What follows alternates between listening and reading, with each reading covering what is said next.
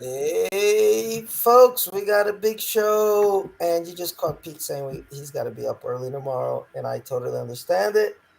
I have a day off tomorrow, but we will still try to be brief here. Guys, it's the end. We have made it to the last known episode of the X File, at least for now. Hopefully, we'll get some more in, I don't know, 5 years or so. Who knows? If we get better writers. Um, but I want to thank everybody who's tagged along through this very long journey that we began. Who knows when? I forgot when that was. Sometime last year. Yeah, And it's the beginning of last year, so about a year. yes, it took us about a year to get through all of it. We are going to move right into Deep Space Nine after this. So if you're a fan of sci-fi, if you've never seen Deep Space Nine, and I think if you're a fan of the X Files and the whole overarching storyline type of stuff, you would really dig Deep Space Nine. Okay, it's very different than the other Star Trek series, but we'll talk about that next week. But um, but join us. You know, we'll try to keep it spoiler free at the beginning, and then as we get into the seasons, I think it'll be kind of hard not to have some spoilers. So join us if you're a first time watcher. I just saw Peter in one of the Facebook groups that there's a first time watcher of the X Files. So there's always time for new people to jump on board. But let's get to it so we don't waste too much time here at the beginning. Just like and subscribe, folks. It really helps the channel. Thank you very much for everyone that already has.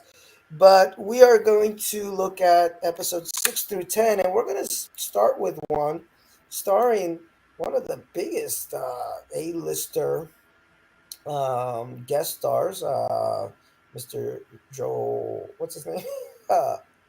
Haley Joe uh, Haley Joel Osment. Osmond. I was going to say Osborne, but there you go. Haley Joe Osborne from Yeah, it's Osment Sixth actually. Osment. Sense and a whole bunch of great movies. But this episode premiered on February 7th, 2018, to 3.74 million viewers. It was written by Gabe Rotter, directed by Carol Banker, and Skinner goes AWOL. So this is a good Skinner episode. When his past comes back to haunt him, as Mulder and Scully try to track him down, their growing mistrust of him reaches its apex. So there we go. It's Skinner time. Yeah. What do you think of this kitten? Uh, yeah, not bad at all. Big thing about this episode is it actually features the return of Kirsch, Yes, it who does. turned out to be not such a bad guy in the series finale, and then yeah, he's back to being a jerk in this one. But yeah, he's the one who tells Mulder and Scully that Skinner's gone AWOL. We do have a nice little opening sequence that shows Skinner during the Vietnam War, and he and his fellow soldier are carrying some kind of package, and they get separated, and Skinner leaves the guy, and the package gets hit with a bullet or something like that, and emits this gas, and it makes his buddy crazy, and he like kills a bunch of civilians that he's supposed to be protecting. So yeah, we jump to the present. Kirch basically tells them that Skinner's missing. He also says he hints that Skinner actually undermined their FBI career. He undermined their advancement, or no, that they undermined Skinner's advancement actually, and he Yes. resented them for it. At any rate, they start doing the detective work, and they find a passage coming from, I love this reference, Mudlick, Kentucky. That is such a made up name, but I don't know. For fans of pro wrestling, there was a hillbilly pro wrestler in the 80s called Hillbilly Jim, and that was actually his fake hometown, Mudlick, Kentucky. Mudlick. Yeah. So they go to Mudlick looking for Skinner, and they don't find Skinner. What they do find, though, is that there's a series of murders of Vietnam vets going on, and they've been murdered with Viet Cong booby traps. And these killings are being attributed actually to a monster who lives in the woods. So they start doing deeper investigation, and it leads them to the son of um, Skinner's old war buddy that we saw in the opening scene. And he's kind of resentful to Skinner because Skinner didn't stand up for him and say, "Hey, it was the gas that made him do this." Basically, ruined his life. He was never the same again. He was court-martialed and institutionalized. Um, this chemical that he was exposed to too. This is actually like a real thing. I found this out during my Steven Seagal marathon, but there's a movie where that revolves around a bioweapon called MK Ultra, and this was Mhm. apparently a real thing that was developed by the military. Although what it actually does is there's kind of conflicting reports on it. But at any rate, it turns out actually that the the original guy he's long dead. He killed himself, and it's the son who's killing off all of these Vietnam vets for not sticking up for his dad. He blames them all for what happened to his dad. So, yeah, he lures Mulder into the woods, puts him in a booby trap. They do find Skinner. Skinner's actually been caught in a booby trap himself, but he's lived. So basically, it's a Skinner centric episode without much Skinner in it. That was kind of the weird thing about this episode for me because apparently it was written because Mitch Pileggi was unhappy with the fact that he wasn't getting a lot of meaningful scenes in these new seasons. So they decided to write a Skinner centered episode, but he's barely in it. He has like two scenes basically, three if you count the one in the beginning, but that's another actor playing a younger version of him. Yeah, I mean, he's not in it, but I think he has such a presence.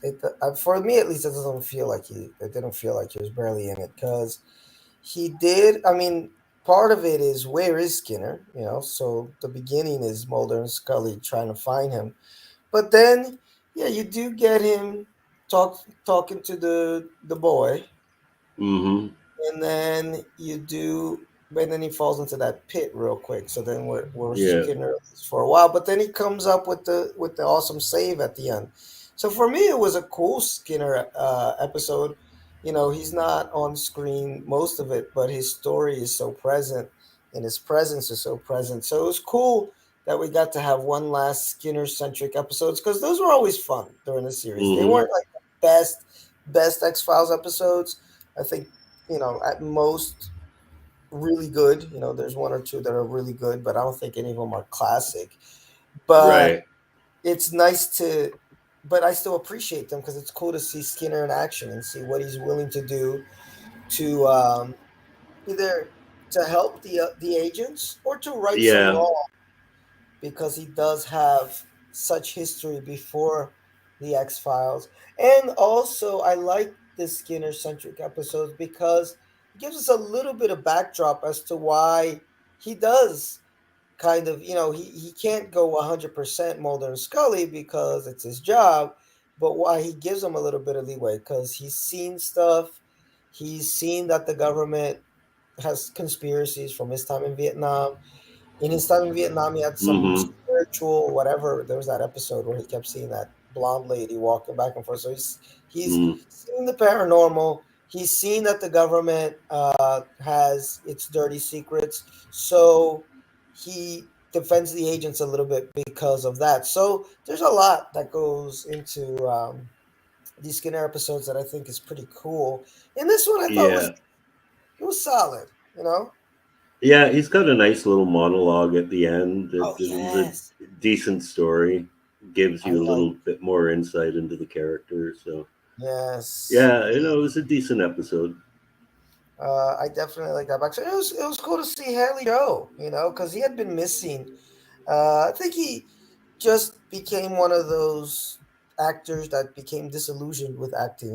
He for the younger crowd. If you ever seen Seven or Pay It Forward, um, actually has a really good movie with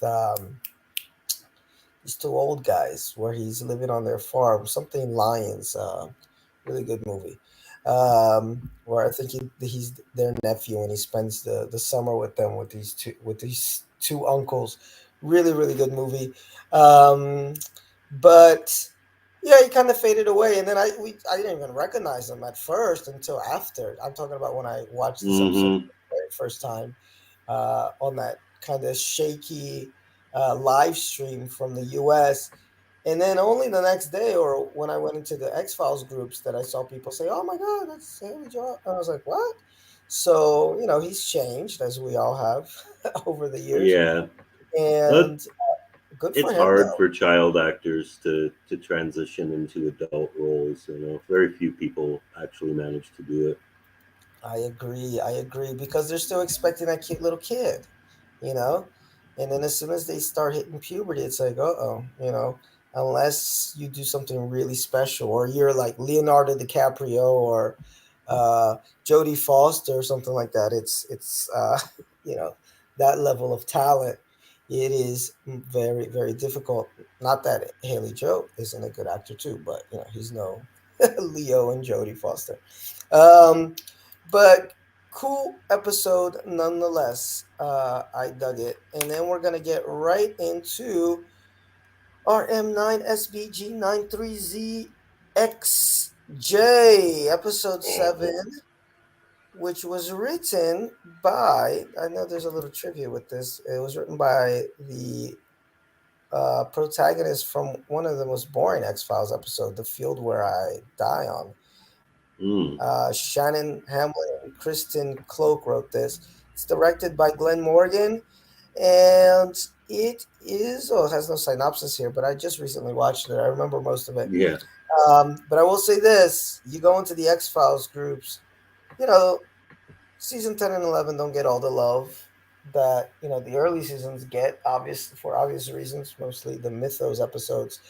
But folks love this episode when they ask, what are the best episodes. Boom, a lot of people put this up there as their top for the entire series, and it's unique for a few reasons.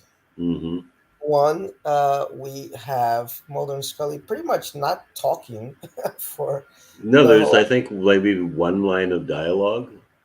Yeah, it's very little. I mean, they whisper to each other when they're running away Mm-hmm. from the android, no, not the androids, the droids or whatever, the robots.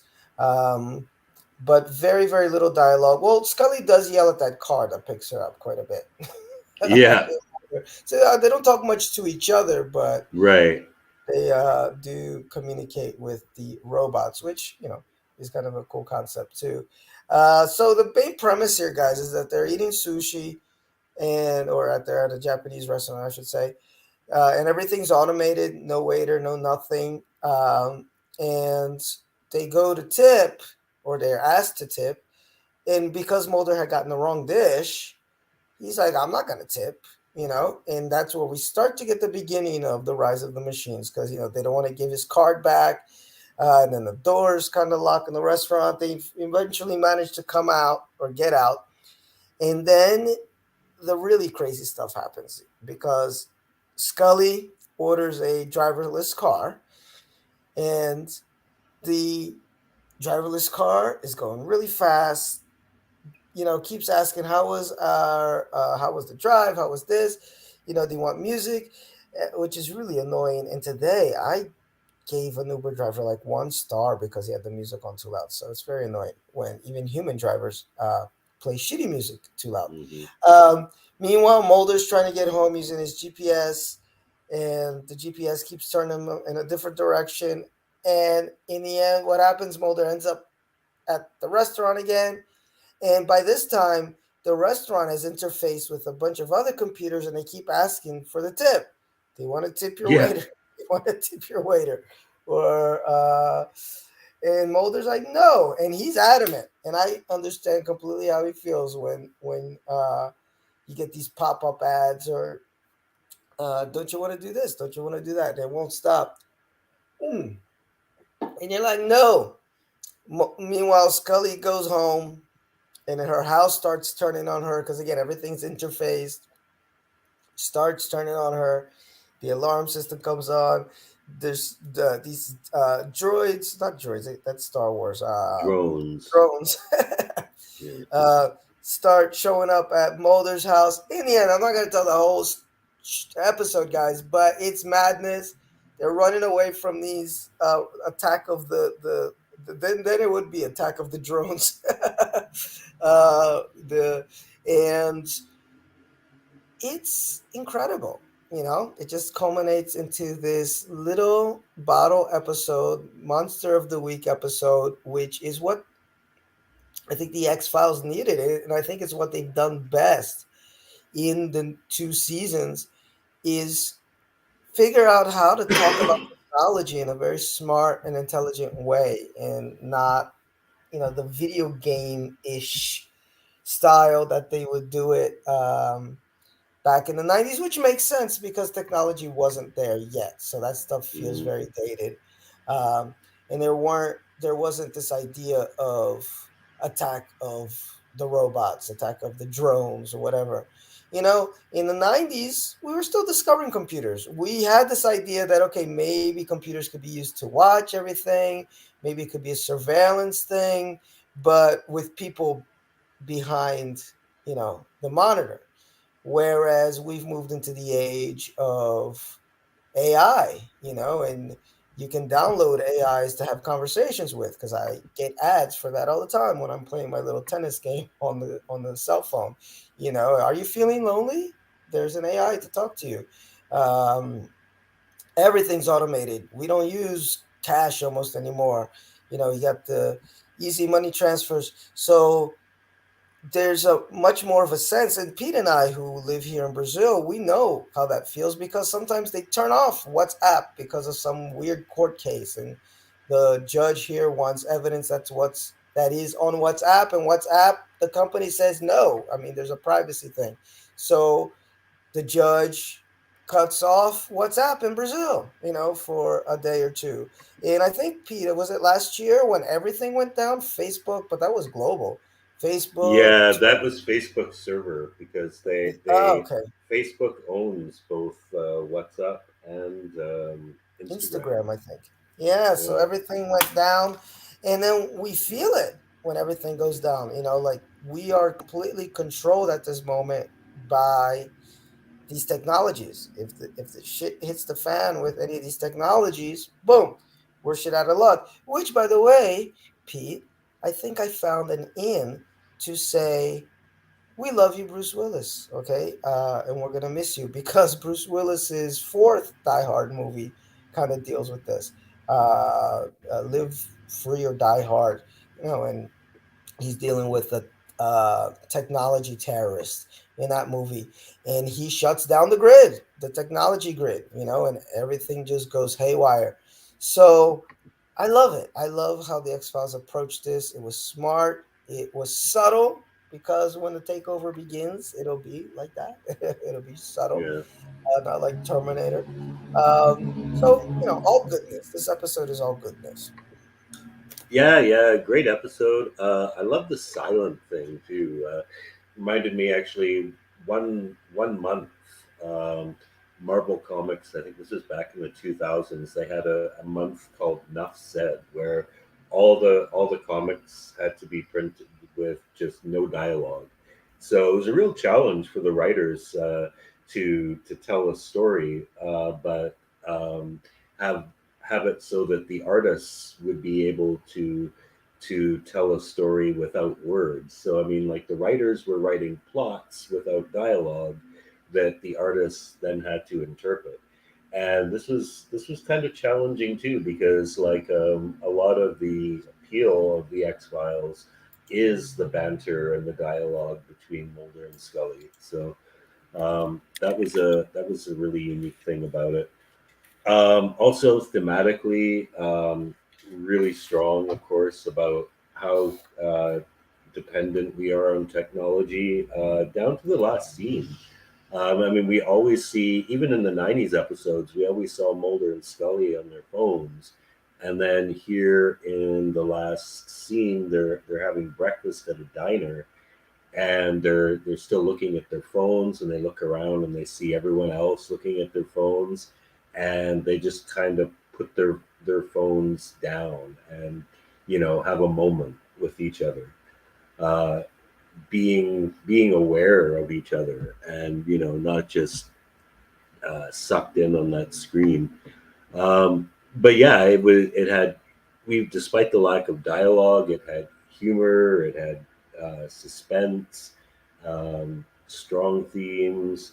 Yeah, really one of the certainly the very best technology oriented X Files, and definitely the best, one of the better episodes of all 11 seasons for sure. Memorable, very memorable. I agree. I agree.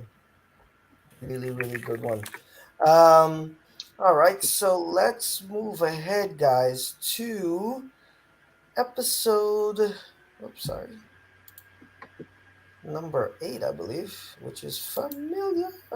Familiar. Okay, Mr. Hmm. Chuckle Teeth. I think that's his name. Mr. Chuckle Teeth. Uh, Yeah. yeah, 3.46 people watched this. It was written by Benjamin Van Allen, directed by Holly Dale, and it originally aired on March 7th, 2018. It has an 8.2 rating on IMDb. Okay, pretty good. And Mulder and Scully investigate the brutal animal attack of a little boy in Connecticut while suspecting darker forces are at play. Yes. This one, as you can see from the imagery, it's pretty creepy. It's also pretty disturbing because it does involve the deaths of multiple children, violent deaths. So Mhm. trigger warning for you all there. It's not really one of my favorite bits of subject matter, but it does get you. So in our teaser, we have this woman who is at a park with her little boy, and she gets a phone call that distracts her, and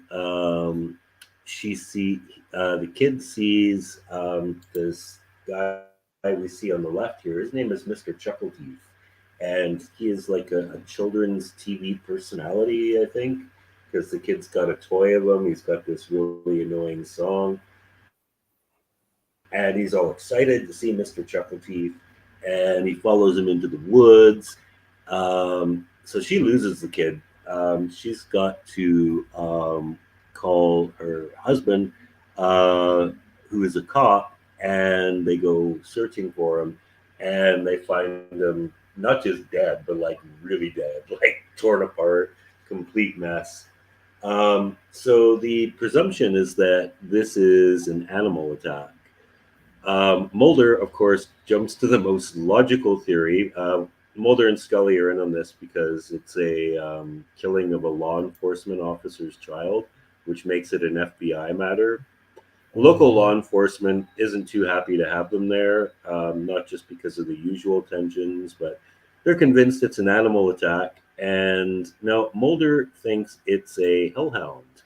I forget how he jumps to this conclusion. I think it's just because he's Mulder. Um, Also, yeah, Scully thinks that it's not an animal attack either, though. She thinks it's a serial killer, or some kind of human predator. Neither one of those theories are all that popular. Um, at any rate, as they start digging into it, they find this town has a history of witchcraft, which the police chief is aware of. And they also interview the chief's daughter, who was with the kid at the park, and she also says that she saw Mr. Chuckleteeth at the park. Um, Then we get a suspect. They search the sex offender database. They find there's a pedophile in town.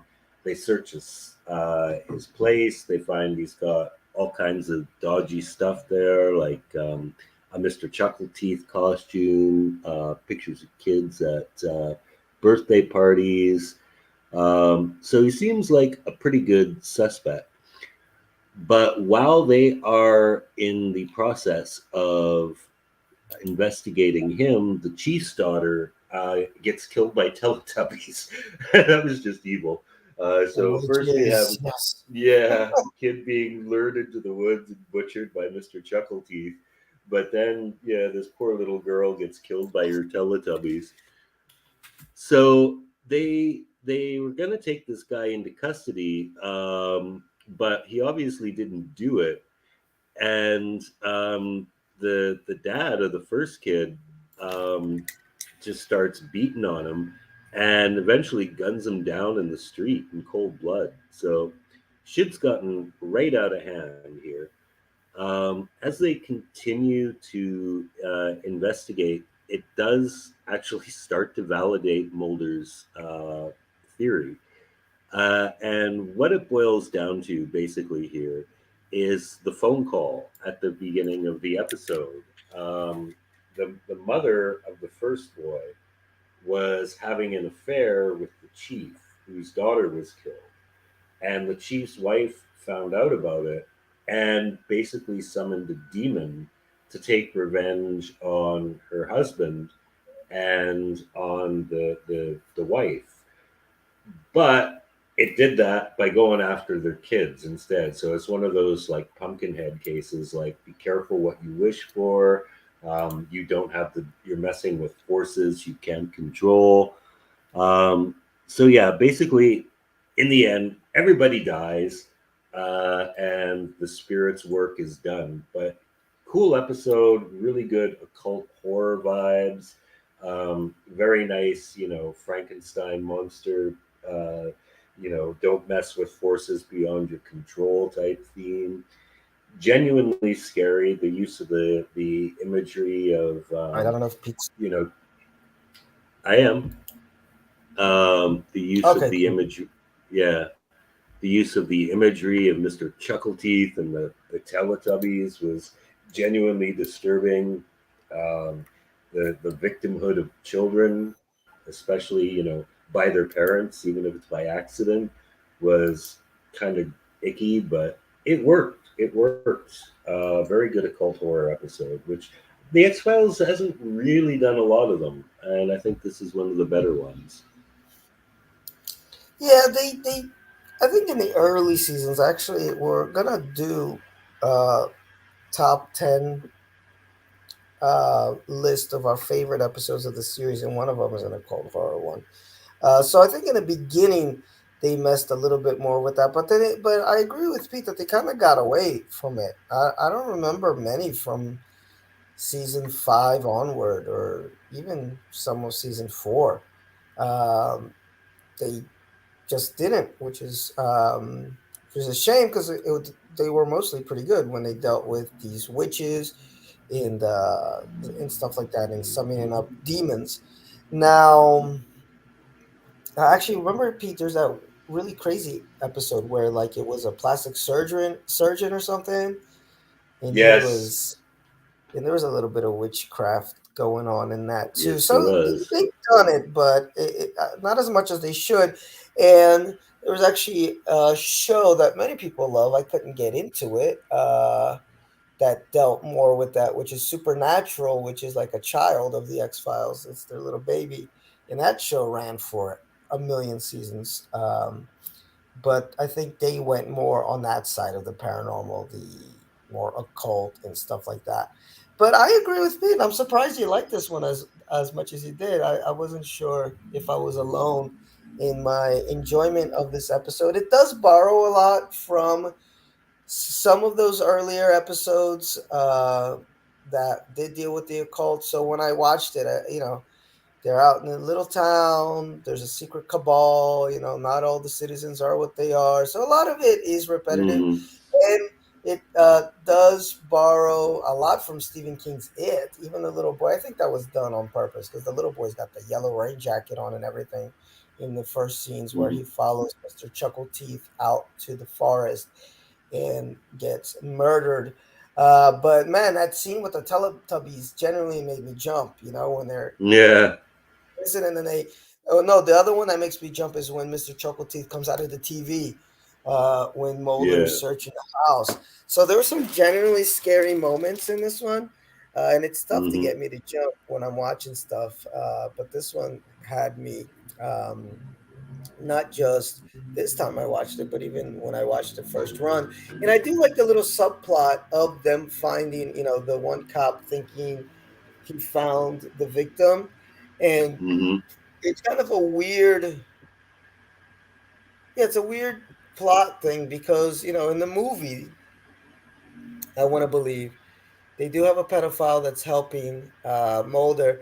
And it's interesting, how Mulder is fair. And then Scully is Scully, because in the movie she was just really emotional about that, and I think it's a fault of the movie where they didn't put her character as Agent Scully, and she's Doctor Scully the whole time. And an easy way out Hmm. for her was just write this scene where she, who's worked 9 years with the X Files, gets bent out of shape over a pedophile. Like, she's seen. Well, I guess some people could say pedophiles are the worst, but there's cannibals and I don't know, child murderers.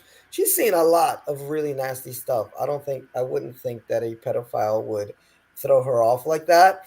And so I like it how in this episode she kind of, she's not so keen as Mulder is to, hey, innocent till proven guilty, but at the same Hmm. time, she's acting as a nice counterpoint and not going crazy like Mulder, he's a pedophile. Let the townsfolk beat him up, which is what happens Yeah, uh, much like Halloween, the last Halloween. But when Pete always makes the great point that you think he'd recognize what Michael Myers looks like after 20 years or whatever.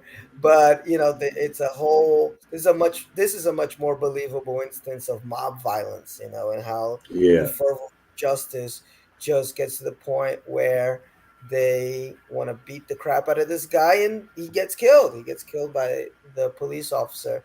So a lot of stuff going on in this episode um, Hmm. that goes beyond that stuff that we've seen before. Like they managed to repackage it in a really cool way because the characters were interesting, the imagery was interesting, and it was almost like a last hurrah of like, here's a cult episode for you guys. So I dug it. This is one of my favorites of this season. But all right. And actually, these last couple episodes all kind of close out pretty well. Let's get to the next episode. Oh, just because I said that, say I jinxed myself. Okay, never mind. We got Nothing Lasts Forever, which is not my cup of tea, but let's see how Pete feels about this episode here that premiered on. Let's see if my computer goes. There it is. Ooh, 3 million viewers, 3.1 million viewers. Premiered on March 14th, 2018. Written by Karen Nielsen, directed by James Wong, has a 6.8 rating on IMDb. While investigating human organ theft, Mulder and Scully uncover a mysterious cult consumed with macabre rituals. All right. This is a nonsensical little episode, but go ahead, Pete. This one's on you. It's on me. Yeah, you're evens. Kidding me? Well, guys, I don't like this episode. I thought it was pretty stupid. Hmm. But basically, we have this woman, actress here, who is, what is it, Juliet La Avispa Bocanarga, played by Carlina Bridge. She's an actress who wants to stay young. And apparently, she lives in this building where nobody's noticed that there's about 20 motherfuckers living in there who are sacrificing themselves to her. She's formed a little cult, and the whole idea is that if she eats these people's organs, she stays young. But there's also this other kind of subplot where she sews somebody to the back of her lover's back, and he feeds off of their nutrients. Um, and meanwhile, Mulder and Scully are investigating these uh, organs that are missing, and it leads them to this little cult, and it's a little unbelievable. It tries to be campy, but it just doesn't work for me. With like, there's a whole, I think there's a musical number in there. The lady starts singing or something. Um, I don't know. It had like the hallmarks of what a good camp kind of wink, wink, nod, nod episode of the X Files would do in season 4 or season 3. It was all there, kind of like a weird lead monster, a villain, kind of a quirky storyline, but something was missing. I don't know. I just got bored with it really quick. The most interesting part of the episode for me are the moments with Mulder and Scully in the church, where they talk a little bit about faith and what Mulder's lack of faith means. But he says that in a way, I believe in God through osmosis because you believe in God and I have faith in you. So it's kind of an interesting conversation about atheism, theism, in what it means to believe. That part was nice.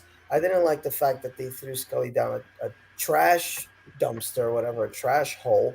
What do they call those things? Trash chute, I guess it's a chute. Yeah. Um, it's like, come on, this is your lead agent, and you're gonna do her like this. I didn't think that was kind of a cool move, but okay. Scully misses all the actions because she gets thrown down the chute, and Mulder confronts the guy that's got this girl sewed on her back. Oh, and there's this whole subplot about this avenging, almost superhero type girl who does all this karate and kills these guys who are harvesting these organs. It's all over the place. I really like the Monster of the Week episodes in season 11. I think they're all very strong. This one, not so much. Oh, and of course, there is one little bit at the end which makes it, somewhat important to the season, which is Scully making this prayer or this wish, and she whispers it in Mulder's ear, and we understand that, hey, I want to look for William. That's what the episode ends on. What did you think of this one, Pete? Not very memorable.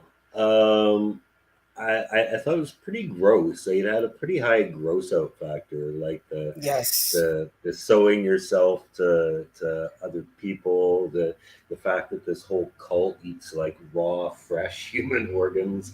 It had a high gross out factor. It just wasn't really supported by much of the story. I had a kind of a difficult time figuring out what was going on here. Is everyone trying to get eternal youth? Are they just trying to keep this one chick alive? Or And her is dude. she what's keeping them alive? Like it was a bit confusing. But it had a high gross out factor, so I'll give it points to that. I would say definitely one of the more skippable episodes in season 10, but Hmm. yeah, not terrible, but not particularly memorable either. I have to agree with you. And there's Scully in the trash. Yes, and then she gets out of there, and how fortuitous that I think she landed on all the organs that were missing. But okay, guys, now we're gonna get to the final episode of season 11, which is My Struggle Part 4. Hmm. And what an interesting episode this is. All right, Peter, go ahead. Yeah, so Oh, by the I way, Peter, not one second, yeah. because I didn't do the formalities here, which is, wow, this episode premiered to 3.43 million people, so nobody was really interested in how everything ended, apparently. March 21st, 2018, written by and directed by Mr. Carter himself. Mulder and Scully rush to find an on the run William, while cigarette smoking man pushes forward with his ultimate plan. Yeah. So I don't know if they knew that this was going to be the last episode. I think they kind of wanted to do another one because this doesn't feel like there is some finality to it, but it also it doesn't feel like an ending. Like Mm-hmm. that's completely it. But there is definitely some finality to it. So if the original series finale was, if your complaint was, well, it was just a trial where they recapped the whole series, here they didn't recap the whole series, but it was basically a chase. This is Get William. The entire episode is Mulder looking for William, the smoking man and his agents looking for William, and then we have a big confrontation at the end. There's not much more to it than that. So we know now that Scully wants to find William. We also know that William is the key to preventing this virus from being unleashed, which is hardly ever mentioned. That's like the huge plot point that the season starts on, and it's barely even mentioned. They're just kind of like, well, forget about the virus. We're going to focus on William. So Scully's not in good health because she's having her visions again. But the catalyst here is that Reyes tips off Mulder that William has been taken into custody in a government warehouse. Now Mulder is on to Reyes, and he thinks it's a setup that he's not there, and it's a trap for them. And he goes there, and he finds out that's exactly what it is. There's some government agents there, but no William. They locate they where they think William is because there's this cluster of lottery winners in this one area. I believe it's in Tennessee, and Tennessee. yes, and Scully, through her link with William, has a pretty strong feeling that that's where he is. So he heads off looking for him. He's being followed by government agents who are also looking for William. And Mulder can't find him, but the guy William gets picked up by a hitchhiker. The hitchhiker winds up getting freaked out by his powers and kicking him out of the car, which allows the agent time to grab him. So we get the girls from the Ghoulie episode again. They tip Mulder off to the fact that he would be in Norfolk. He finds William in a hotel, but a bunch of government agents close in on him. And here we see what William can really do. This is cool. He just makes your head explode, man. He can basically blow you up with his psychokinetic powers. So don't worry about this kid. He's fine. He killed the agent who picked him up. He kills the agents who come after Mulder. He tells Mulder, "Hey, basically, I'm better off without your help. Actually, like, leave me alone. Nice to know you."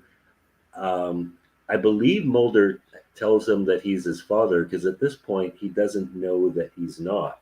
But I think Yes. William has a good sense that he's not, and he doesn't have the heart to tell him that he's not.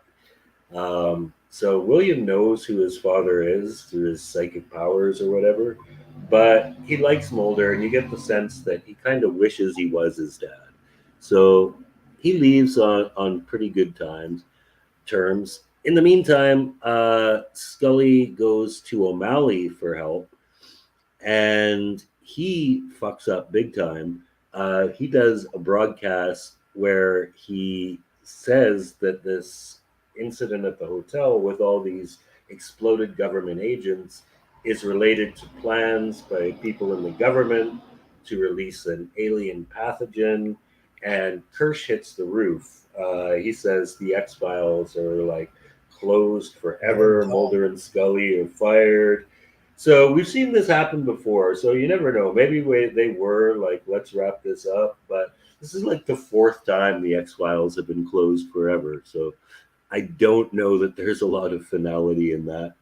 But at any rate, yeah, the X Files are closed.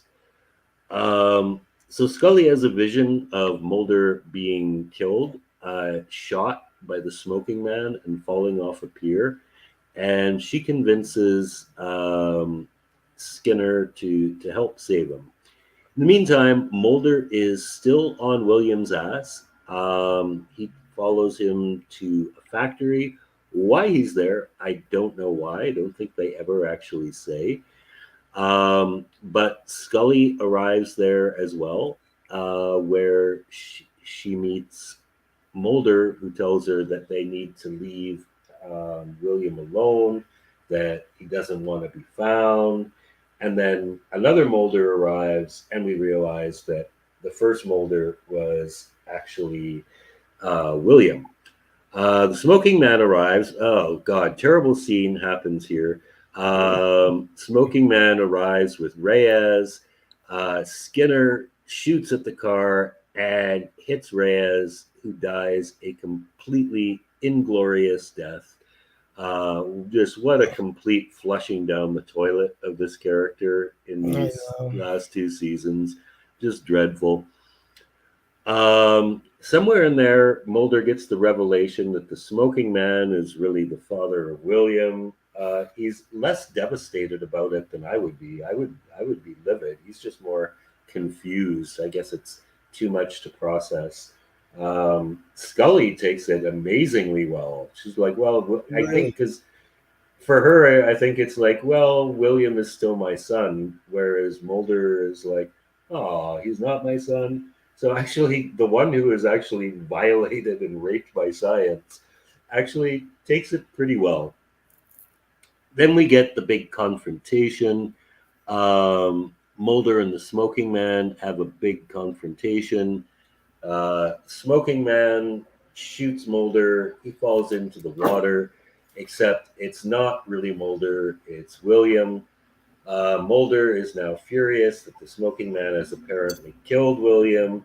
So he shoots the Smoking Man and he falls into the water, apparently dead, but who knows? He is pretty durable. He did take a rocket to the face.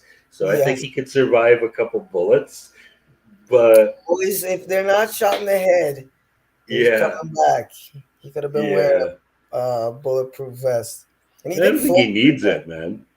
I He don't think needs he it, and he needs it. floated pretty well. He didn't sink, at all. He was right on Yeah, top of the water. So yeah. So yeah, here we get one last scene of Mulder and Scully where basically they talk about how um, William wasn't really their child, and he it was was a just an product. experiment. Yeah, he was a product of science, and he was never meant to be. And they shouldn't mourn him, which I thought was like kind of a bullshit attitude. Like after investing all this emotion into him, they were like, "Yeah, he's dead, but oh well, he wasn't meant to be." And I'm gonna have a baby Yeah, at and 50 Scully is something. pregnant because this is one thing we haven't talked about this season. I can't remember what episode it was in, but they get back together. Um, I don't know if it was in this season.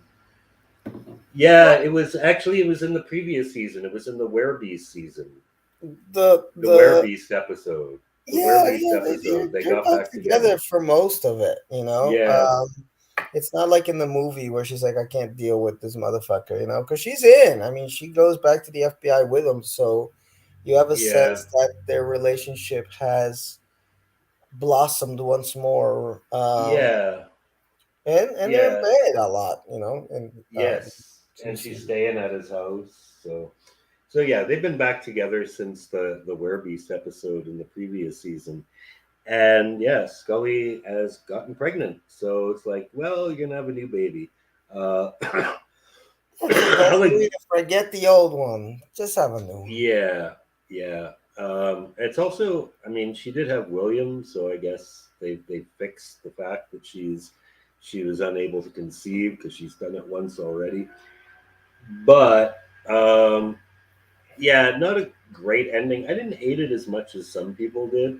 I just hated the fact that it was the whole storyline about the smoking man being William's father. I don't really hang that on this episode. That goes back to the first episode of this season. I thought it was a really shitty thing to do, but I'm not gonna hate on this episode because of that, because that was a plot point throughout the whole season. Um, I didn't think it had a lot of depth. It was just very rushed. It was a chase, like Mulder following William, and the smoking man and his agents following Mulder. That's really what it boiled down to, just to get Yes. them in the showdown at the warehouse and the pier.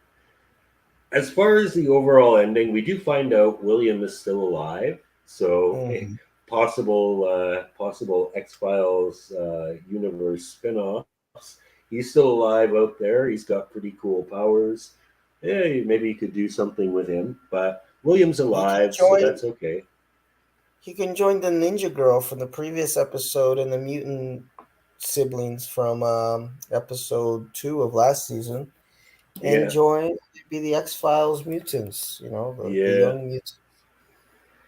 yeah. So the ending, I thought it was just a bit too rushed. I hated what they did with Reyes, but I hated what they did with Reyes for the entire 2 seasons. So again, I don't know. Maybe it was just putting her character out of its misery. Who knows? Yes. Scully being pregnant, it was ill-timed, but I didn't actually hate that aspect of the ending because it was kind of like they were trying to say, okay, everyone wants Mulder and Scully to have a happy ending. Well, they're getting fired from the FBI. The X Files are closed. We kind of screwed the pooch on the smoking man being William's father, but now they're going to get to have a baby that really is their baby. Is not going to be an alien with superpowers, and maybe now they finally just get to have a nice normal type of life. So I do kind of like that they tried to end it on that note, that yeah, this is they all live happily ever after. It was a bit of a mess getting here, but that's where we're at. Normal life, uh, kid, dog, picket fence, the whole thing. Yeah, I'm gonna read a little bit of what a Facebook user wrote, which I really liked. And she said that a big thing about the X Files is that Mulder and Scully are two agents out of their depth, fighting against forces bigger than themselves. They're pretty much just pawns from beginning to end. And it's implied in the last scene, kind of like what Pete just said, that being only human, they have nothing better to do but try their best to move forward after everything they've been put through. It's not a terrible concept, but it feels hollow because they've just spent all this time determined to find William, only to suddenly be like, "Oh, so sad, he's Hmm. gone, but now we're having another baby." So yay, I guess. Yeah, Um, yeah, and she says, "Gosh, Mulder finally gets to put a few bullets in CSM and basically saves the world, aka Carl." Um, and yet, it isn't even satisfying. And the only explanation I can come up with for that is that everything just happened too damn fast.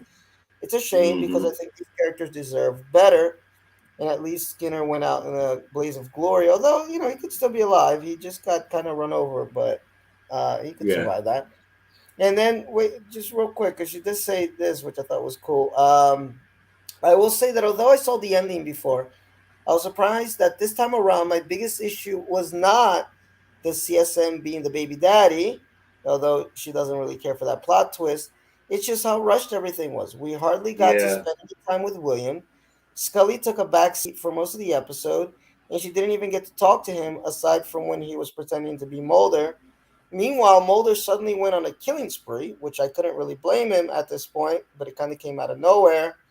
And although for a while I was kind of sad that Doggett never appeared or was even mentioned in the revival, given how Monica was treated, I'm actually glad. Hated to have seen him wasted and discarded the way that she was. Her death had we don't have the time or energy to come up with something for her to do, so let's just kill her off written all over it.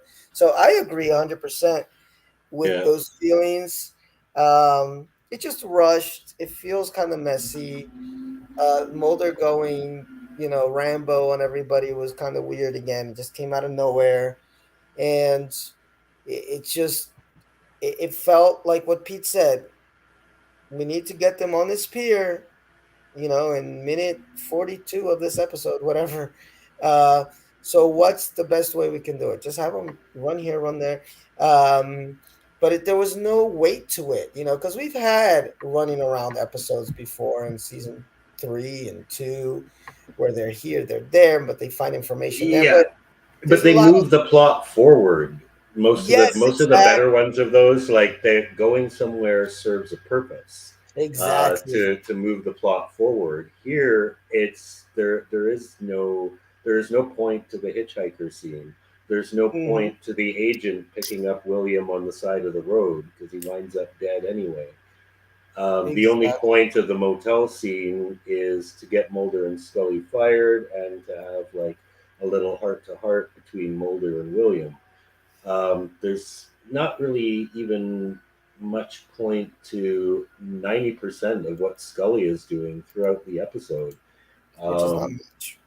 yeah, yeah. So I mean, most of the chase here just doesn't really move the story. It's all just like get them to this final scene. It's like they had an idea of how they wanted the episode and the season and possibly the series to end, but they didn't have a clear vision of how to get there. Exactly. Um, yeah, they just retcon their way to the end. But for me, the pregnancy thing is weird, and I think Jillian had said something about this. If not, then definitely some of the women in the Facebook group were like, does Chris Carter know how women's bodies work? I mean, she's a gorgeous woman, but she's, 50 something. It's not that easy to have a baby after 40. Although with medical science, there are some women that do have babies after 40, my sister being one of them. And he's a big old healthy boy. He's like 19 now. Um, but it's not, it's just a weird thing to write in. Just weird things written in from I impregnated her with science to this. And I did see an interview with Chris Carter where he did think that there was going to be more, so he didn't write this as a finale. And he says, "Hey, there's a reason why William is smiling at the end." So when he pops out of the water, and somebody made a point about every My Struggle episode is written by via the viewpoint of one of the major players. Right. And their theory is that this last episode was kind of through the POV of the smoking man and what he believes. But I think the tagline at the beginning is "Believe the lie." So, and Chris Carter kind of intimated this, that he can't believe everything that's said. So there's a possibility that, hey, maybe the cigarette smoking man did not really do that with Scully, impregnate her scientifically, but I don't buy it. I think what happened is Chris Carter just wanted to do something wacky, and there's that kind of great episode that William B. Davis wrote from season, I guess it's Yeah. 6 or 7. Uh, and that scene is weird, where he's driving with Scully. She falls asleep. In the next scene, she's all dolled up, like what happened? And she confronts him about it, and he says, nothing happened. You fell asleep. I put you in bed. Well, how'd you get this dress on me? Like, there's no Hmm. after. Like, there's more to that conversation that should be on the screen, and it isn't. So I don't know if Chris Carter went back and saw this, if he went on fan forums and people asked about that, and he's like, "Hey, that could be interesting." But it seemed like a plot hole there that he wanted to fill, and he filled it with something. Um, but yeah, there's a lot wrong with uh, the mythology in general from season 10 to 11, but definitely, like, I can bear My Struggle 1 and My Struggle 2. My Struggle 3 is just like I checked out. And most of the audience checked out, unfortunately. And Hmm. My Struggle 4 doesn't do anything to make that better because it doesn't add anything interesting. Like Pete said, it's just them running around to get to the inevitable end, which is a confrontation with the cigarette smoking man who is floating away and probably survived it because, Yeah. he survived anything. You got a new face, goddammit.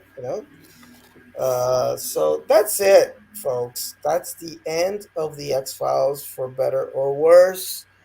Um, I hold out hope that maybe it's going to be something kind of like these Star Trek revivals where we're going to, with Picard, where you're going to get, 60, 70-year-old Duchovny and Jillian doing a special series just to end it all because Chris Carter will have moved on to other things and they got a new set of writers. Could happen. Jillian opened that up when she said, I would need a better writing team. And I hope they do, because it'd be really nice if they could just finish these characters' story off. Just forget it, like there maybe David would still do more, but Jillian's done. But you can't have something with just David Duchovny in it. It's got to be David Duchovny, Gillian Anderson to finish it all out, and boom, nice little bow on top, kind of like at the end of I Want to Believe. And I think that even if the story isn't really high quality, folks would just appreciate it. They would just appreciate, here's a happy ending for these two really awesome agents. That's a clear happy ending, not like this, which is sort of, hey, let's have a baby. Uh, so that's what I got to say about this. Not my favorite episode at all.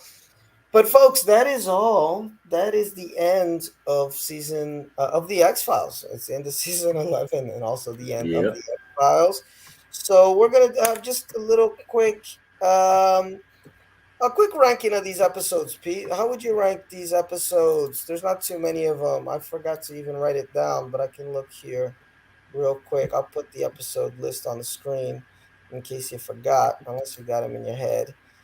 Um, how would you Yeah. rank these episodes from season 11 of The X Files? Definitely for me, the first two episodes, the My Struggles, are bottom of the pile. And then, wait up, guys. I'm just trying to open here the episodes and I can't. Season 11 episodes. There we go. So we got this plus one, the last start of Forehead Sweat. Okay, so anyway, so for me, real quick ranking, My Struggle 3 and 4, bottom of the pile. Forget them. Nothing Lasts Forever is probably one of the first skippable episodes that we've had since we've done this because the seasons are so short. And then plus one, like Pete said, forgettable but cute, not too bad. And then I would probably do Kitten, and then Ghoulie, and after that, I would go with this, which I thought was a cool episode with the tech angle in it, and then Familiar with Mr. Chuckleteeth, generally scary episode, and then the AI episode RM9SB. But my favorite of the season is The Lost Art of Forehead Sweat. Such a love letter to the fans, to the two agents. It's all the feels. That's a perfect episode for me. What about you?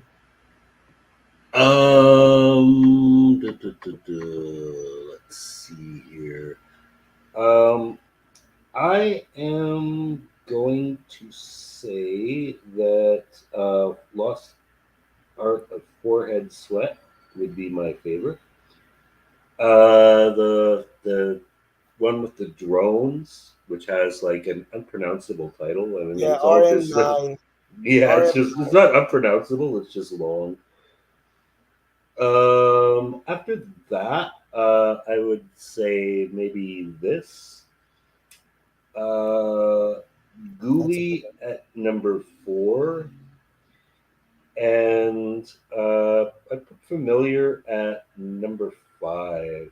And to be honest, most of the rest, I mean, I only did like a top five. I didn't rank the whole season, but Yeah. those are my top five.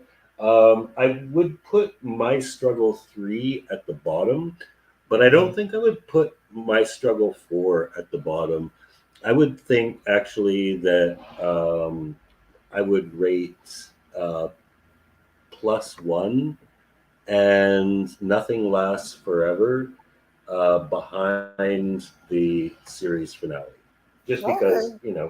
it is the series finale, so there is some important shit going on there, even if you don't particularly like it. But My I got you. Struggle 3 definitely at the bottom, and Lost Art of Forehead Sweat at the top. I'm with you. I get it. I would maybe even put Nothing Lasts Forever below the finale, but the finale is pretty bad. So, all right, we are going now to the next slide and talk a little bit about how we feel about series watch as a whole. Thoughts on the X Files, maybe our favorite seasons. You don't gotta rank anything, but maybe top three favorite seasons, and then if you got them, Pete, your top 10 episodes. I was kind of doing it as we talked because I forgot completely to do it. But I do have a top 10 episodes of the series as a whole. But what are your feelings here after this long trek, to the end? Yeah. It went by a lot faster than I thought it would. Even doing two movies and the two bonus seasons went by really quickly. I After the agree. last two retro shows that I watched, I mean, Dallas took forever because that was like 14 seasons, and some of them were more than 30 episodes long. And 90210 was not quite like Dallas. Literally took years. 90210, I think it took more than 1 year. This I did in, I think, maybe 10 months. So went by, yeah, basically a season a month, um, give or take. Because the seasons, Yeah. a lot of them aren't that long. They're generally in the 20 to 23 Uh oh, we're episode losing Pete a range. little bit. So yeah, it went by pretty quickly, and great series. Still holds up. I remembered a lot, but there was quite a few that it was like watching for the first time again. And it's still, even in this day and age where television has changed so much, I think it still has a lot to offer contemporary viewers in terms of being a good horror sci fi series, but also a series that has a larger uh, story working through it. The themes, I think, are maybe one of the things that hasn't aged all that well because conspiracy theories have become so prevalent. I think it's one of those things that kind of makes you squirm a bit in this day and age. But they address that in the new seasons. Like they address some of the things about the original nine seasons that maybe haven't aged so well. Yeah, I like that they did that. I like that they did that this season. And I'm with Pete, man. I was surprised by how quickly it went because when you start something like this, you're like, good Lord, 11 seasons. We're going to be here till 2024. But even with a few breaks that we took here and there, a couple of Thursdays where either we're both too tired or too drunk or there was a holiday or something, we managed to get through it. And I was like, wow, that's pretty cool. Yeah, I Um, finished 4 months ago actually. Yes, yeah, yeah, no, and you finished real quick. I had a little bit of a lull, so sometimes I would have to catch up because I knew, oh shit, we're doing season 7 next week. Um, but yeah, for me, I have the similar feelings. I think it's still a tough series to get into if you're going in from season 1 because some of season 1 and 2 haven't aged that well. It still feels like early '90s TV. It has some of those same, like the pacing, and yeah, they were still trying to figure out what they wanted the show to be completely. And back in the day, you had a little bit more liberty to do that than you do these days. These days, you got to come out of the gate running, Yeah, or you're especially if you're canceled. on Netflix. Yeah, Oh yeah, if you're on Netflix, it's like one and done. It's very rare that you get a second chance to or yeah. second season to really build your audience. So it's so some of that stuff we talked a lot about, the tech episodes especially, but even some of the religious stuff that they would deal with, and some of the ways they would kind of stereotype whole races of people, whether they were the Chinese or the Jews or the Haitians or whatever. Some of that stuff doesn't really age that well, but if you have a critical mind, you can understand that, hey, this was a different time. But I just read it in the group now. Somebody's saying, "Hey, my first watch through," and it's not. Almost every week we see somebody say, "Oh, I'm going through the X Files for the first time. I'm on season Hmm. 4." So, yeah, you got to hang in there a little bit with season 1 because there's some absolute classics. I think that's the season that has the most classic to shitty ratio as far as the polarity there, because there's some bottom of the barrel worst episodes of the X Files in season 1, in some of the top that would make almost anybody's Hmm. top 10 list in season 1 too, at least for me. um Yeah, so you just have to deal with those with season 1, but the series, it's an important series, guys. If you're a lover of TV, uh, think this is one of those must-watch series, because in it, you're not just gonna see a series that influenced other series, but you're gonna see a series that's on its game. Because sometimes you hmm, have that, like Twin Peaks. I think is an example of that, which I think is an awesome series, and you can see all the influence, but it's not like, wow. Maybe season 1 has some really good stuff, but it's not always great. But right. you can respect it for, like, wow, David Lynch and was doing something interesting with TV in 1990. Whereas you jump to the X Files, which is a child of Twin Peaks in a lot of ways, but they not only influence, but it's like, yeah, and try to beat this. And I don't think Hmm. even today there are some shows, a lot of shows that can't beat the X Files at its best. So it's Yeah, got that going for it, and you have Mulder and Scully, who are eternal. The I can't think of another, you know, duo that's got so much on-screen chemistry. And there's been a lot on TV, and it's influenced a lot of cop shows, including what's that, Law and Order SVU. Has a lot of the Mulder and Scully thing going for it. The female agent, the male agent, sexual tension. He's the hothead and she's more rational, or vice versa. It's just the prototype for so much that we got after. So a wonderful series, worth the watch. Even at its worst, it's still better than 90% of what's out there, except for a few real clunkers. They do exist, guys. Called Space, that episode, by the way. So that's it. That's how I feel about the series. It was a joy to rewatch it. yeah. Um, So many different tones too. I mean, sci-fi, horror, comedy, political thriller, espionage. I mean, it's not by any stretch of the imagination a one note. You can't categorize it. Like it seems to be a sci-fi show, but there's so many other elements to it that it just doesn't really fit neatly into any box. I I agree with you. And it was maybe 4 or 5 years ago where some folks were calling it a sci-fi show, and I kind of was like, no, it isn't. I was because when I think sci-fi, I'm thinking Star Trek and Lost in Space or whatever, stuff like that. And then you do see, yeah, there's definitely science fiction aspects to the show, but it's so uncategorizable, because it is a horror show too, and it is satire sometimes, or they're just poking fun at society or poking fun at themselves. So it's one of those few shows, I can't think of too many, that is able to flit so easily, you know, without being an anthology series, of course, you know, that's Mm-hmm. easier to go between styles and stuff like Black Mirror, for example, which is a child of the X-Files.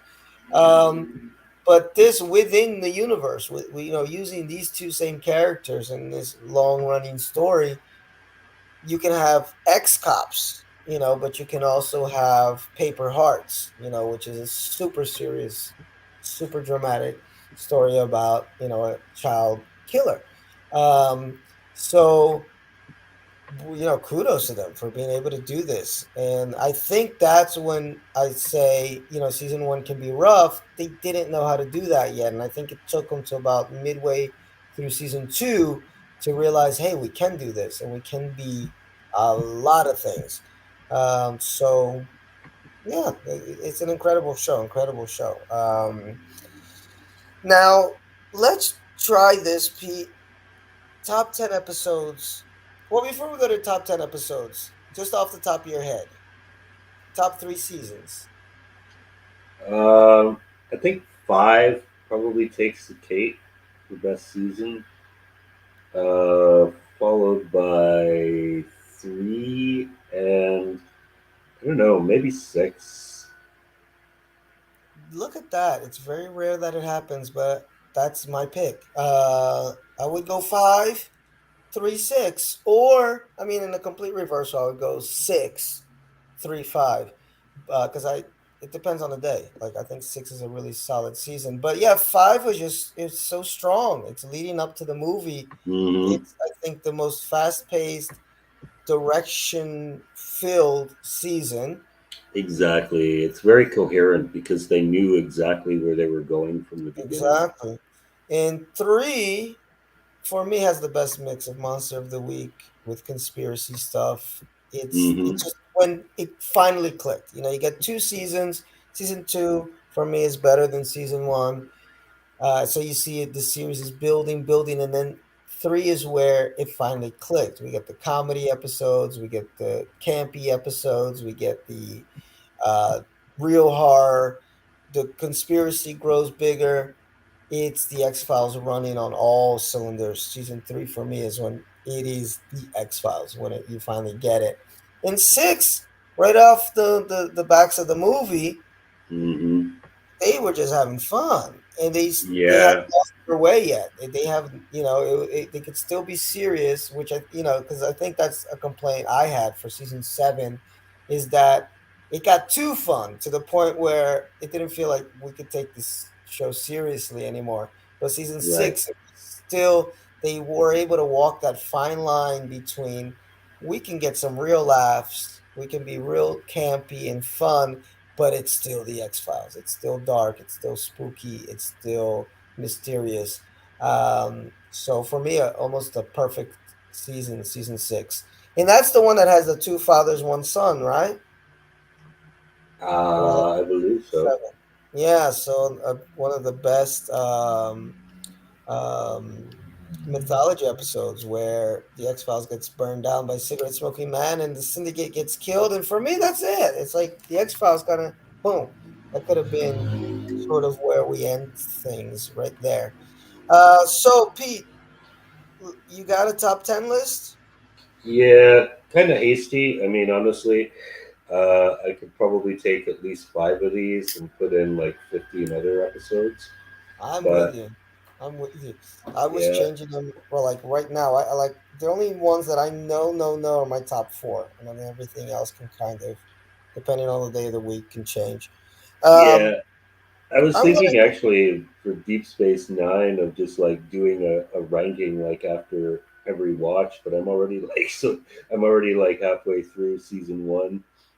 So that's the easiest way to do rankings. So just like Oh no, you start gotta a write them ranking with down. like yeah, but like you start a ranking with like the first thing that you watch, and you just keep like Oh, a running list, and just like okay, where does this episode relate or this movie relate in relation to all these other ones? Where do I squeeze it in? And then it becomes a lot easier. But I when you're could never dealing with do that. I could yeah, never when do that. you're 'Cause dealing with hundreds. Yeah, because it's after just you the get best. like past episode 50 and 60, you're like, wait, do I remember what this episode was just by the title? Yeah, I wouldn't be able to do it. Um, that's why I make a top 10 at the end of every season or top eight. And then from those, I kind of call and see, okay, maybe this one from here, this one from there, this one from there. But anyway, let's try this. Let's do this one by one. My number 10 is the War of the Coprophages from season three, hmm where Mulder is out investigating some deadly cockroaches, and Scully is in bed relaxing and kind of giving him some assist via the phone until she says Bambi, or he says Bambi, and she says Bambi's there. Who's Bambi? And she's on the next flight down. One of the great comedy episodes. You get yeah, very horny Mulder and very jealous Scully, but in the best way possible. It's a kind of a ridiculous premise, but that's not what this episode hangs on. It's not the damn cockroaches. yeah, It's the beauty of the chemistry and the comedic talent of these two actors, and their love for each other. Where we see, sometimes people ask in the group, when do you think Scully fell for Mulder? In episode one, she was down. When he was checking for those bugs and right on the panty line, she did not complain. So I love, love, love this episode. One of my favorites of the series. What's yeah. yours? My number 10 is the genie one, Je Oh Sohate yeah, I or like whatever it that. is. Yeah, that was one from season seven because a lot of season seven was like a first time watch for me. But that was one from season seven that I really remembered, and I kind of thought it was earlier in the series, so I'd been waiting for it and waiting for it. And yeah, as soon as it started, I was like, yes. So that's not just a favorite from the rewatch. That's a favorite from the very first time I saw it. Actually, I've always loved that episode. It's Jesuhe. I don't know how to pronounce that in French. But yes, yes, I remember you really love that one.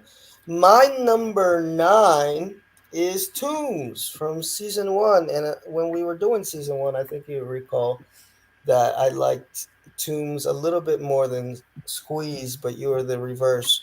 And I like Tombs, guys, because again, it gives us more Mulder and Scully interacting. I love the scene in the car, and they do have a Howard Stern shout out, which is kind of cool. And yeah, I mean, the actual Tombs plot line is like whatever, he just escapes the prison and goes on a little killing spree. That's whatever. It definitely, if we're going for the actual monster, Squeeze is the better episode. But for the Mulder and Scully interaction, working together, getting to really trust each other aspect of it, I think is a really great episode and important episode for the series. So back from season one.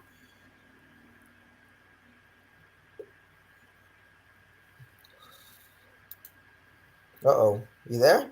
Yeah. Oh, go ahead. I'm done. Okay. Okay. So my number nine is small potatoes. This is the That's a one great. where, yes, Mulder and Scully are investigating a series of babies born with tails, which leads them to a shapeshifter who has been impersonating the husbands of the local women. And of course, where this really takes off is when he begins to impersonate Mulder, and we get a sense of how other people see Mulder as a guy who has a great looking guy who could be anything he wants. He's got a great job with the FBI, and he's kind of a loser. So this guy kind of tries to take Mulder's life and make it into what he would like it to be. Yeah, short of buying him a waterbed. That's a little bit later. Yeah, yeah, But Pete, this is one that was on my list like 30 minutes ago, and then I remembered a different episode, and I put it on here. And you know what? It's that episode now, and I forgot to get the title, but it's from season eight. Uh, X Files episode. Let me see if I can get the title real quick. But it's the one where Scully's out in the desert and she gets a big old Jesus slug put in her. I think it's Yeah, roadkill or something like that. Let me go back over here real quick. Roadrunners. Yeah, Roadrunners. Episode 4 from season 8. And again, this is one that I had skipped out on most of season 8. So when I did the rewatch 5 years ago, it was like a fresh episode for me. I was like, wow, there's some good gory, they're back to gory monster of the week stuff. They cut out the comedy because Doggett is not, he's not going to be doing comedy episodes. And good episode to get the Doggett Scully relationship going, where you see Scully needs to get her act together and realize, hey, you got a partner. You can't go out there on your own. He may not be Mulder. He may not believe everything you believe, but he's got your back. So it's got that character building aspect to it. And I just love how nasty it is. And when she's getting that slug in her back, and, you it is know, pretty icky. re- a trope we've seen a million times of small town where everybody's way back from Texas Chainsaw Massacre, everybody's in on it and weird things are going on, but they managed to package it well and add that little bit of really important character development at the end. And Scully looks hot as fuck in that episode, and you get just Scully like for most of it, so I can't Hmm. complain. What's your number Okay. 8? Yeah, my number 8 is War of the Coprophages, or whatever the hell that one's called. But yeah, one for our top 10, the cockroach episode, mostly for the same reasons as you. Also, I think it was really only the second time the X Files really did a serious attempt at comedy. So yeah, it was kind of novel. But yeah, the cockroach episode, Bambi, number 8 for me. Yes, definitely. They flirted with comedy before, but I think this is the very first all on boom. This is a comedy episode. And what took Small Potatoes out is the episode that I recommend to people if it's your first time watching, because a lot of people do seem to like it. I know Pete's not a huge fan, but I love this episode, and it's Home from season 4. It's the infamous episode because after it Hmm. aired, it was never allowed to be aired again. And it's pretty nasty again. It's one of those small town episodes where weird things are happening. It's the mom with her 3 deformed sons who are out on a killing spree, and there's some twists and turns and some incest and just a lot of Hmm. nasty, gory stuff. And a fun house where Mulder and Scully go in, uh, full of booby traps, very vicious murder of this woman and the cop at their house. And I don't know.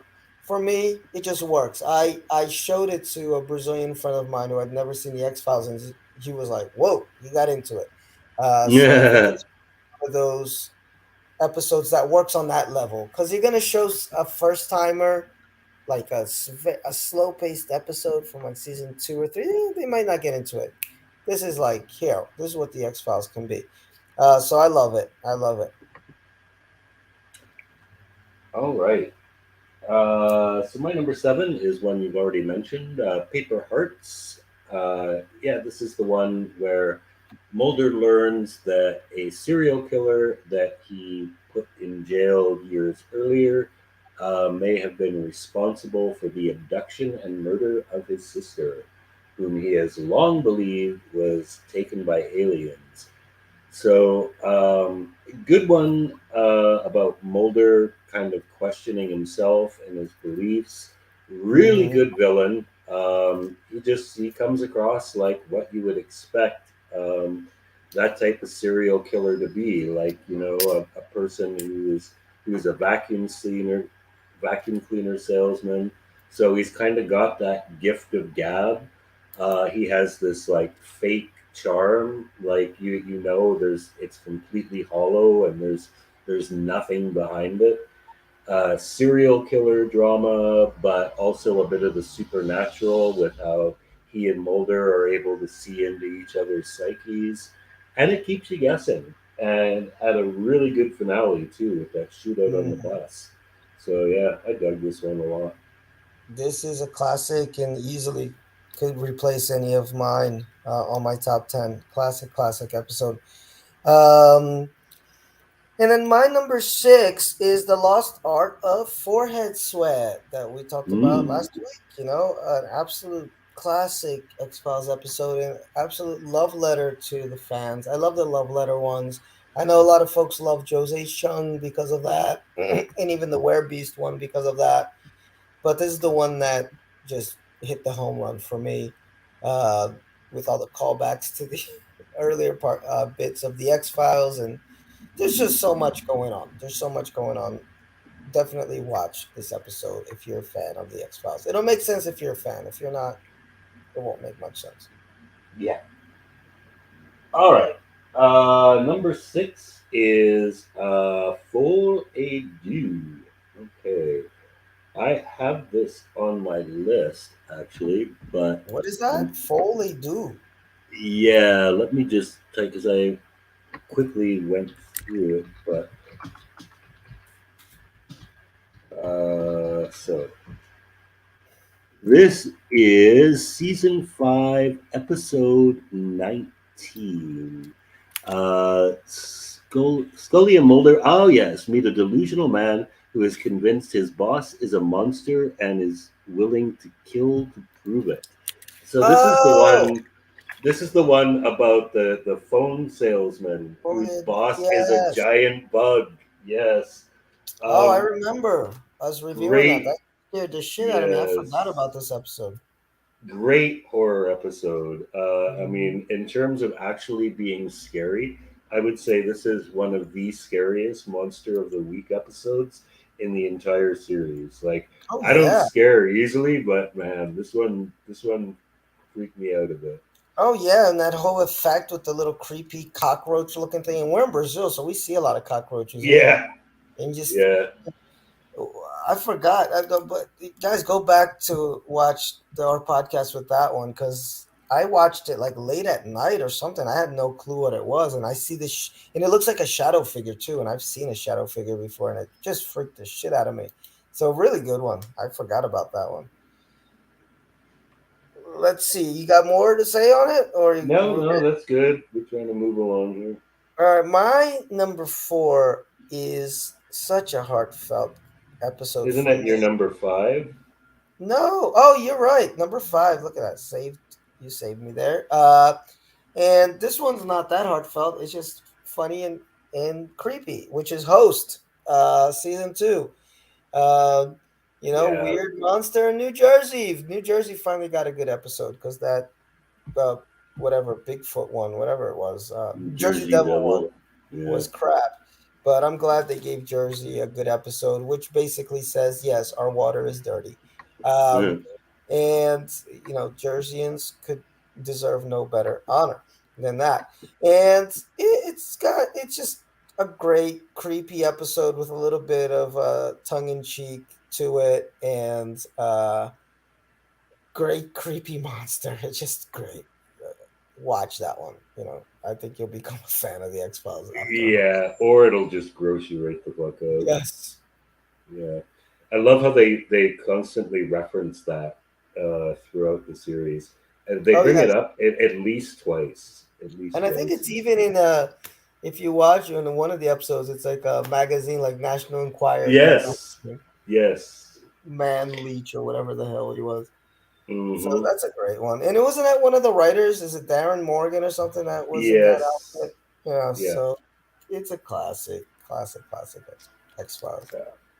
Alrighty. So on to my number 5, and that is Postmodern Prometheus, a Frankenstein monster type story shot in black and this is probably one of the most. I mean, this is from season. I think this was actually from season 5, wasn't it?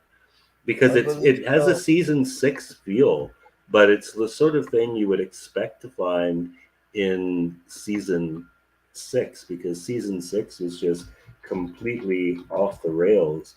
But I think this is one of the more there is, with mad scientist vibes and the weird music, and It's right at the the beginning of season five. Yeah, it's yeah. episode 5 of season 5. Yeah, but yeah, man, this episode is whack.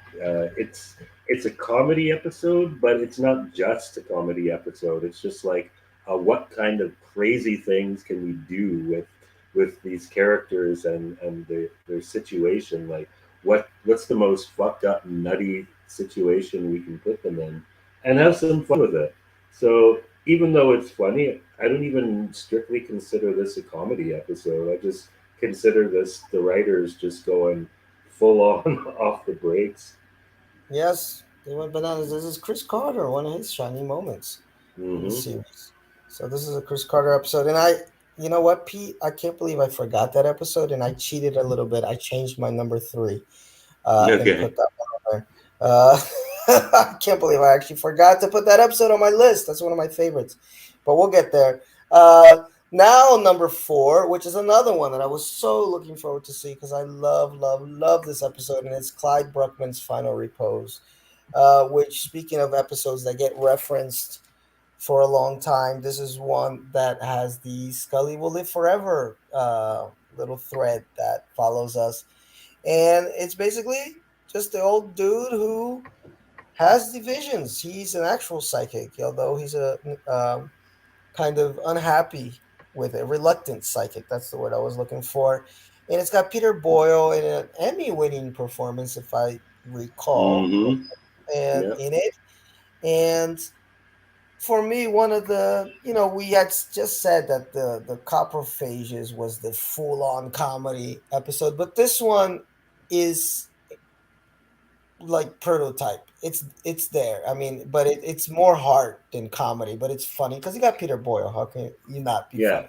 funny? Um, and also important episode because I think it's one of the first that showed the an X Files case from the view of somebody else. Mulder and Scully Right. weren't like the spectators in this guy's drama, so it stretched the writing in capacity of the show on that level. What it could do with Mulder and Scully taking a back seat, and it's just it's a beautiful episode. It's just a sweet episode that I love very much. Yeah. It's a good episode.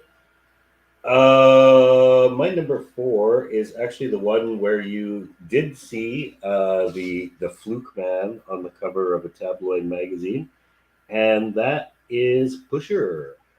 Oh Pusher, yeah. yeah, one of the I owe it to put Pusher here because I think it was like one of my favorite episodes of that season, and I Oh, I completely think it was your forgot to. top. No, I forgot to put it on the list actually when we did Oh, the season recap. So I just kind of see, added it. I was like, no, really, I mean Pusher. But yeah, one of the best monster of the weeks. One of the only ones besides Tombs to get a comeback, and yeah, not much more to say about it. We didn't say when we originally reviewed it. Just a great villain, great concept. And I actually recently saw the actor who plays Modell in a made-for-video Steven Seagal movie. So he was around for quite a while, doing Canadian television, I think, mostly, and direct-to-video movies. He also played Richard Nixon in the Watchmen movie. So there you go. mm, so he's still got game, but there is one more guy. And it's because I think you don't like these episodes too much. But the bad guy from Irresistible, he had a Right, right. Yes, comeback, and I really yes. actually I really like those episodes. I think he's a freaky old dude, a freaky character. Reminds me a little bit of Psycho vibes. Donnie Faster, that's his name. But anyway, my number 3, which I changed, guys, it was the hand verlets, which I really love. So, with the dean of the school, who's a bit of a Satan, is Satan. But I changed it to postmodern Prometheus after Pete mentioned it, and I was like, "Good Lord, I can't believe I forgot it." And again, I really love the love letter to the fans type episodes, which this one is. It's hokey, it's campy, but self aware of that. And as Pete said, it feels like it could be a season 6 episode because they just went out there. It's filmed in black and white, uh, and the it's got Cher in it. It's got Mulder and Scully dancing, and then at the end, it turns into like a comic book strip. So it's just a writer having fun. It's Chris Carter writing a really good episode, and we shit on, or at least I do. I shit on Chris Carter a lot, but mostly for the mythology stuff and maybe some mishandling of the Scully character. But when he hits home runs, and this is one of them. This is one of the best X Files episodes, guys. But again, Pete, I think it's one that makes more sense if you're a fan of the series. If you Oh just yeah, absolutely. for the first time, not it's not gonna hit the same feels. Right. And then I guess it's you for number 3 now. Yeah, number three, one that is pretty consistently rated at the top of most people's lists, and it's pretty near the top of mine. That is Josie Chung's from Outer Space. Um, Really one of those episodes where you get the same story told from multiple points of view. It was also one of those episodes where you get to see Mulder and Scully as other people see them. Hmm. um, it had a lot of heart. Really had a lot of heart. You kind of felt for the two main characters, these two lovers who were supposedly abducted by aliens, and things don't really work out for them. Jesse Ventura and Alex Trebek as Men in Black. Hmm. A little nod to Twin Peaks in there with the apple pie. So yeah, all around, I think an episode that all fans of the show remember and love dearly and rate very highly. I no, I really really love it. It's not in my top 10, but it's a really good episode. I think they just did it a little better in some later episodes as far as touching on those similar themes. Um, Finally, well, not finally, number 2 from season 1, an episode that I was so looking forward to, and it is my number 1 episode from season 1. It's Darkness Falls. I absolutely love this episode, uh, because similar to Ice, it's got a similar kind of premise to Ice. It's just the agent stuck somewhere and just let Mm-hmm. the drama unfold. It's just that Ice, they're just stuck in that little box, and you kind of know everybody's gonna go crazy and this and that and the third. Whereas this, it's they're out in the open in nature, and it's not as much as people going crazy because they've been infected by something. It's people trying to survive and get out of here and what they're willing to do to survive, and nature wins in the end. I mean, they get saved at just enough time to get them back at work next week, but they don't win. You can't beat nature. So really Mm-hmm. cool episode. One of my absolute favorites. Yeah. Good one. Good one. My number two is Anasazi. The Ooh, only finally a mythology episode. mythology episode makes it Yes, on. the only mythology episode on my list. There were a few I could have put on here, but I put Anastasi because this was the episode that hooked me when I first watched it. Like I would, stay at home like a loser on Friday night and watch it because it was cool. But this is when I like really became like a serious fan. I mean, I love the cliffhanger. I love the way they brought back Krychek, how the smoking man went from being just this figure in the background to a major villain. Like it was an episode where it felt like this show is going places now. This isn't just like a Twilight Zone type show. This whole alien conspiracy shit is becoming like a major storyline. So a really important episode in terms of building the mythology of the show, but also for me personally in making me a top fan. Yeah, I don't have any mythology episodes, but if I recall that one. Is that the one where Mulder at the end jumps inside the rail Yeah, car? yeah, burn Yeah, it, burn it all. that's a really good one. And then my number one episode is no secret if you've been listening, which is Humbug season two. I think for me, this is the episode that is the first comedy episode. Let's say weird, campy. It's them trying it and seeing if it works, and guess what? It did, and then those episodes just got more and more elaborate as far as the comedy and the campiness, etc. But this one still has the dark vibe.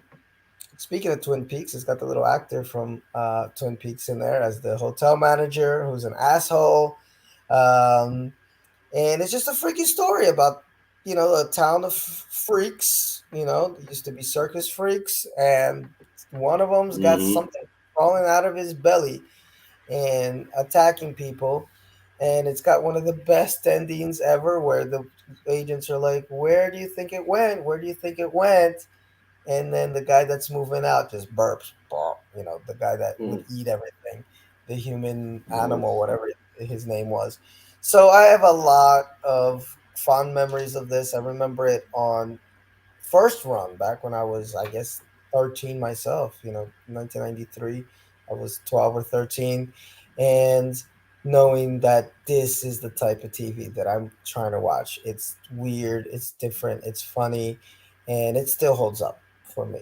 My absolute favorite X Files episode. Okay, so kind of cheating here for my number one. My number one is Dreamland, which is a two-part episode. Oh, I knew Um, it. yeah, yeah, I really dug this one. This is the one, of course, where Michael McKean plays Morris Fletcher, a man in black, who, during a test flight using alien technology, switches bodies with Mulder. I just thought this was great acting by both, actually by all three of them, by Michael McKean, but by Duchovny and Gillian Anderson as well. The contrast between how he actually hates his life, he doesn't, his family is driving him crazy, he hates his job, and he just thinks Mulder's got like the cushiest job, and he becomes like a complete freaking slacker at work, and he's got a hot partner that he's trying to put the moves on. Scully, of course, because she knows Mulder, and she's like, "This isn't the guy, man. This is not my partner." And poor Mulder having to deal with Fletcher's family and his work and everything. And it's got a really complex plot because it all involves this traitor working inside Area 51 and shit. But yeah, very memorable episode.